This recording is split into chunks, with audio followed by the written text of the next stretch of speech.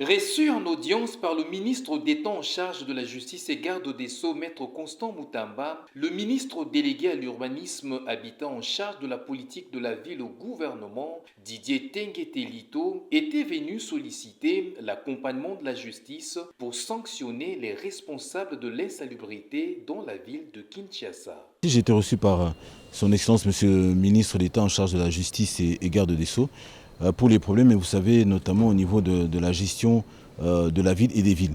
Vous savez que le grand problème qui vraiment nous tracasse, c'est la saleté dans la ville, donc c'est-à-dire le problème d'assainissement.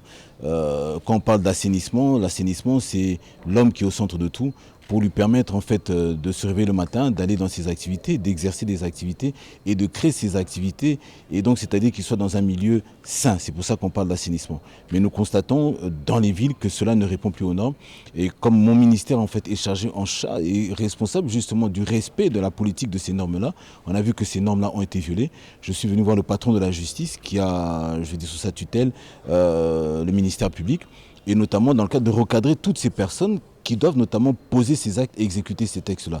Nous parlons évidemment des chefs de quartier, nous parlons des bourgmestres et nous parlons des maires.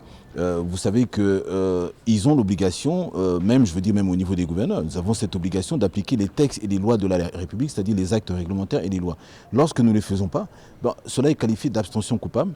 Et son Excellence, Monsieur le ministre d'État, ministre de la Justice et garde des Sceaux, a décidé que maintenant, nous allons passer maintenant sur l'aspect pénal de la non-exécution de ces textes-là. Vous savez que nous parlons notamment des textes au niveau de la ville. Vous avez l'édit 003 du 9 septembre 2013 portant protection de l'environnement et l'assainissement de la ville de Kinshasa. Vous avez l'édit 005 qui lutte contre les nuisances sonores. Mais vous avez le décret du 8 mai 2014 qui sanctionne notamment les nuisances sonores, et vous avez la loi de 2011 sur la protection de l'environnement aussi au niveau national.